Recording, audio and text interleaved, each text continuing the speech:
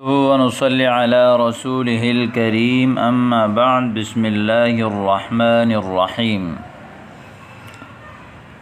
ہمارے لغت المسلم کے جو دروس چل رہے ہیں وہ ہیں اثاث المدرسہ، مدرسے کے اثاث، مدرسے میں جو چیزیں استعمال ہوتی ہیں، اور مدرسے کے درسگاہ، مدرسے کے دفتر، مدرسے کے دارالاقامہ، اور انہی میں سے مدرسے میں ایک چیز وہ ہے مسجد، تو اس کے بارے میں آج ہم پڑھیں گے۔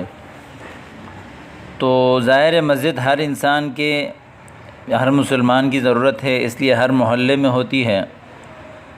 تو مسجد کے لیے جو الفاظ استعمال ہوتے ہیں، جو جملے استعمال ہوتے ہیں، وہ آج آپ پڑھیں گے۔ مسجد کا تعارف اور اس سلسلے میں آئیے دیکھتے ہیں بلا تاخیر۔ مسجدنا واسع وله قبة جمیلة ومنارة شاہقة۔ میں تھوڑے جملے کو کاٹ کر تھوڑا کر کے پڑھا رہا ہوں تاکہ آپ کو سمجھ میں آ جائے۔ مسجدنا، ہماری مسجد، واسع، کشادہ ہے، واسع، کشادہ ہے، وله قبة جمیلة، اس کی ایک خوبصورت گنبد ہے، قبہ کہتے ہیں گنبد کو، ومنارة شاہقة، اور بلند و بالا مینارہ ہے۔ منارہ مینارے کو کہتے ہیں، شاہقہ بلند، جیسے جبل شاہق کہتے ہیں بلند پہاڑ، ٹھیک ہے۔ وفی اعلی المنازل سماعات لإیصال الصوت الى مدى بعید۔ اعلی، اوپر، اعلی المنارتی، مینارے کے اوپر، سب سے اوپر والے حصے میں، سماعات، لاؤڈ سپیکر ہیں، لإیصال الصوت الى مدى بعید، ایصال کہتے ہیں پہنچانا، تاکہ آواز پہنچائیں، مدى بعید، دور کی مسافت کو، ایک یعنی لمبی مسافت تک آواز پہنچانے کے لیے، سماعات لإیصال الصوت الى مدى بعید، ٹھیک ہے۔ مدى بعید، دور کی مدت تک، یعنی دور دراز جگہ تک آواز پہنچانے کے لیے، دور دراز جگہ کو کہتے ہیں مدى بعید، ٹھیک ہے۔ لیسمع اہل الحی الاذان، لام تعلیلیہ ہے کہ تاکہ محلے والے اذان سنیں، حی محلے کو کہتے ہیں، الاذان اذان، عندما یرفع، جب بلند کیا جائے، یعنی جب اذان دیا جائے تو محلے والے اذان کو سنیں۔ وفیہ بسط طویلۃ، اور اس میں لمبے قالین ہیں، بسط جمع ہے یہ، اور بچھونے کو کہا جاتا ہے، طویلہ لمبے، طویل تو ویسے عام طور پر لمبے انسان کو کہتے ہیں، ھذا رجل طویل، ھذا رجل قصیر، ٹھیک ہے۔ ممتدۃ علی طول المسجد، جو پھیلی ہوئی ہیں مسجد کی لمبائی پر، مسجد کی لمبائی پر۔ ایک ہوتا ہے عرض، اس کو کہتے ہیں چوڑائی، ایک ہوتا ہے طول، اس کو کہتے ہیں لمبائی، اور ایک ہوتا ہے عمق، اس کو کہتے ہیں گہرائی۔ ممتدہ، مد یمد، کھینچنے کو کہتے ہیں، ممتدۃ، کھینچا گیا، امتد یمتد، امتداد کہتے ہیں کھینچنے کو بھی، بچھانے کو بھی، پہنچانے کو بھی۔ وفیہ ایضا لاقط، اور اس میں اسی طرح لاقط کہتے ہیں مائک کو۔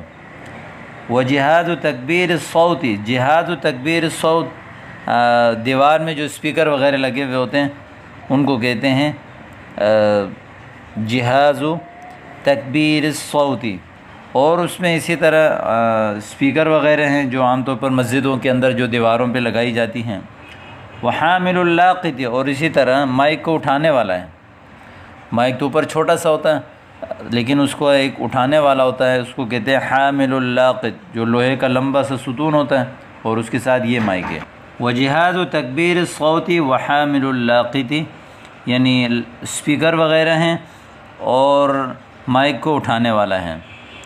وَهُنَاكَ سِلْكٌ يُوصِلُ بَيْنَ اللَّاقِطِ وَجِهَازِ مُكَبِّرِ الصَّوْتِ، اور اسی طرح سلک کہتے ہیں تار کو، جمع ہے اسلاک۔ یوصلو، اوصل یوصلو ایصال پہنچانا، جو پہنچا دیتے ہیں، بین اللاقط مائک و جہازی مکبر الصوتی اور اسپیکر وغیرہ کے درمیان، یعنی مائک اور اسپیکر وغیرہ کے درمیان جو آواز کو پہنچاتے ہیں وہ یہی اسلاک سلک وغیرہ ہی پہنچاتے ہیں۔ تو اس لیے یہ پورا جملہ اسے بنے گا، وَهُنَاكَ سِلْكٌ يُوصِلُ بَيْنَ اللَّاقِطِ وَجِهَازِ مُكَبِّرِ الصَّوْتِ، اور وہاں تار ہیں جو پہنچاتے ہیں مائک اور اسپیکر کے درمیان آواز کو، ٹھیک ہے۔ جب تک یہ تار نہیں ہوگا تو لاقط بھی کوئی کام نہیں دے گی اور مکبر الصوت یہ بھی کوئی کام نہیں دے گا، تو اس لیے ان کے درمیان هُنَاكَ سِلْكٌ يُوصِلُ بَيْنَ اللَّاقِطِ وَجِهَازِ مُكَبِّرِ الصَّوْتِ۔ وفی مسجدنا ثریہ، اور ہمارے مسجد میں ثریہ کہتے ہیں فانوس، جو مسجد کے درمیان میں ایسے بہت بڑی جو لائٹ ایسی لٹکی ہوئی ہوتی ہے، اس کے اندر مختلف قسم کی موتیاں وغیرہ ہوتی ہیں، تو اس کو کہتے ہیں ثریہ۔ تتلألأ مصابیحها وشذورها فی اللیل، تلألأ یتلألأ تلألؤا، باب تفعل سے ہے یہ تلألؤ، تو تلألأ یتلألؤ اس کا معنی ہے چمکنا۔ مصابیح مصباح کی جمع ہے، لائٹیں۔ شذور عام طور پر ان چیزوں کو کہا جاتا ہے جو لائٹوں کے درمیان جو شیشے وغیرہ ہوتے ہیں کناروں میں، اسی فانوس میں، تو اس کو کہا جاتا ہے شذور۔ تو فرماتے ہیں کہ وفی مسجدنا ثریہ تلألأ مصابیحها وشذورها فی اللیل، ہمارے مسجد میں ایک فانوس ہے جس کی لائٹیں اور شیشے وغیرہ جو ہے وہ چمکتے ہیں رات میں۔ وقد علقت فی وسط القبۃ، تو آپ جاتے ہیں علق یعلق تعلیق لٹکانا، اس کو لٹکایا گیا ہے گنبد کے درمیان میں، وسط القبہ۔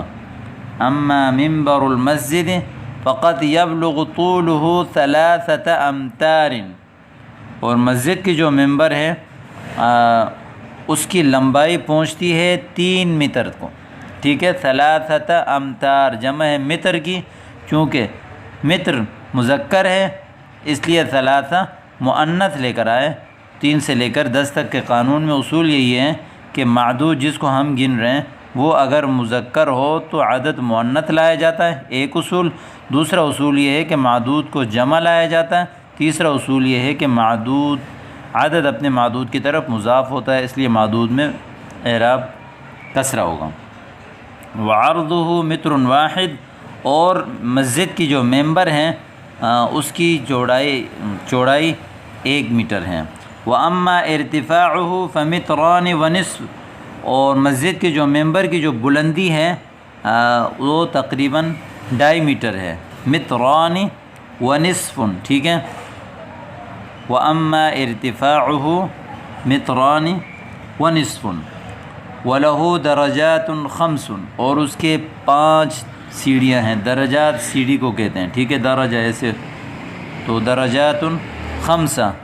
اور وفی مقدمتہ طوق مزخرف، اور اس کے آگے مقدم اگلے حصے کو کہتے ہیں طوق مزخرف، ایک مزین اور چمکیلا طوق ہے، گولائی ہے، گول حصہ ہے جسے عام طور پر ممبروں کے آگے ہوتا ہے۔ پاکستان میں تو کم ہے، لیکن عرب ممالک کے ممبروں میں ایسے ہوتا ہے کہ اس کے اگلے حصے میں ایک گول سا توق نما لوہا ہوتا ہے اور اس کو ممبر جو ہے وہ پکڑ کے بیٹھ جاتا ہے، جبکہ ہمارے ہاں تو بالکل 3-4 سیڑھیاں ہوتی ہیں، اس کے آگے کچھ بھی نہیں ہوتا، لیکن آج کل یہ سلسلہ ہمارے ہاں بھی آ چکا ہے۔ طوق مزخرف وللمسجد امام یصلی بالناس، اور مسجد کے لیے ایک امام ہے جو لوگوں کو نماز پڑھاتا ہے۔ یقف فی المحراب، امام صاحب کھڑے ہوتے ہیں، وقف یقف کھڑے ہوتے ہیں، فی المحراب محراب میں، اذا اراد ان یصلی بہم جب لوگوں کو نماز پڑھانے کا ارادہ کرتے ہیں۔ ولمسجدنا خطیب ایضا یخطب یوم الجمعہ، ہماری مسجد کے لیے اسی طرح ایک خطیب ہے جو جمعے کے دن خطبہ دیتا ہے، علی المنبر لیذکر الناس بما ینفعہم فی دینہم و دنیاہم، تاکہ لوگوں کو نصیحت کرے ایسی چیز کے ساتھ جو ان کو نفع دے ان کی دین اور دنیاوی کاموں میں، ٹھیک ہے۔ تو الفاظ کے لفظی ترجمہ کیا جا رہا ہے آپ کو سمجھانے کے لیے، تو ان چیزوں کو آپ ان الفاظ کو اپنے زبانی یاد کر کے استعمال کرنا ہے۔ وَمُؤَذِّنٌ يُؤَذِّنُ لِكُلِّ صَلَاةٍ، اور مسجد کے ایک مؤذن ہے جو ہر نماز کے لیے اذان دیتا ہے۔ وَقَدْ عُلِّقَ فِي جِدَارِ الْمَسْجِدِ تَقْوِيمٌ سَنَوِيٌّ لِأَوْقَاتِ الصَّلَاةِ، اور لٹکایا گیا ہے مسجد کی دیوار میں تقویم سنوی۔ تقویم سنوی کہتے ہیں کیا کہتے ہیں اس کو، یعنی جو پورے سال کا جو نقشہ لگا ہوا ہوتا ہے اس کو کہتے ہیں تقویم سنوی۔ سالانہ جو نقشہ ہوتا ہے تاریخ وغیرہ کا جو نقشہ ہوتا ہے اس کو کہتے ہیں تقویم سنوی لأوقات الصلاۃ، نماز کے اوقات کے لیے، پورے سال کے جو نماز کے اوقات اس میں ہوتے ہیں اس کو کہتے ہیں تقویم سنوی۔ وفی مسجدنا خزانات معلقۃ فی الجدران، اور ہمارے مسجد میں خزانات جمع خزانہ الماریاں ہیں، معلقۃ فی الجدران دیوار سے لٹکی ہوئی ہیں، کیوں ہیں؟ لوضع المصاحف، تاکہ قرآن پاک رکھنے کے لیے، مصحف کی جمع ہے۔ وفی اطراف المسجد محامل القرآن، اور مسجد کے کناروں میں قرآن اٹھانے والے ہیں، محامل، محمل کو کہتے ہیں اٹھانے کی چیز، یعنی عام طور پر جو چھوٹے سے ڈیسک ہوتے ہیں جن پہ رکھ کے قرآن کی تلاوت کرتا ہے انسان۔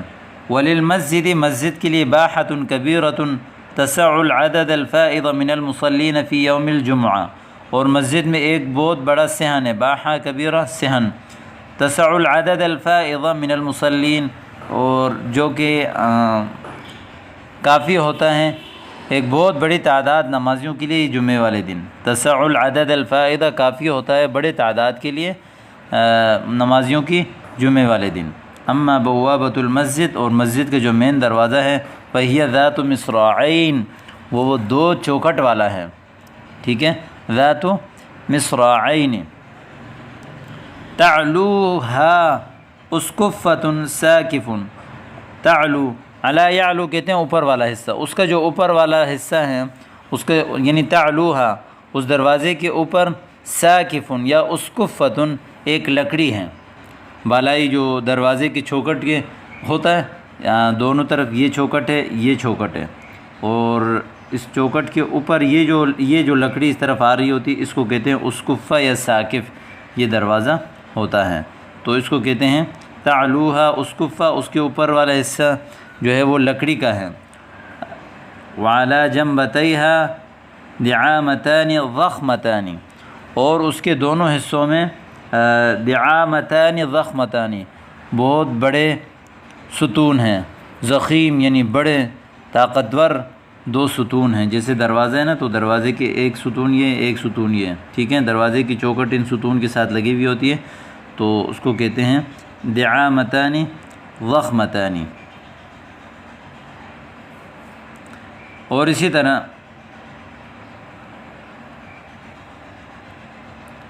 قد نقش فی المصراع الایمن للبوابۃ اللہ وفی المصراع الایسر محمد، نقش نقش و نگار کرنا، نقش کیا گیا، مصراع جیسے مصراع اس کی جمع ہے، چوکھٹ کو کہتے ہیں ایمن دائیں چوکھٹ، صحیح ہے، وفی المصراع الایسر بائیں چوکھٹ، یعنی دیکھیں یہ دائیں چوکھٹ ہے یہ بائیں چوکھٹ ہے، تو دائیں چوکھٹ میں اللہ کا نام لکھا گیا ہے اور بائیں چوکھٹ میں محمد صلی اللہ علیہ وسلم کا نام جو ہے وہ نقش کیا گیا، اس میں لکھا گیا ہے، یا جو ہے عام طور پر نقش چاہے وہ پین سے لکھا ہو، چاہے وہ آج کل سیمنٹ وغیرہ سے جو ہوتے ہیں وہ لکھا ہو، تو جس طرح بھی ہو۔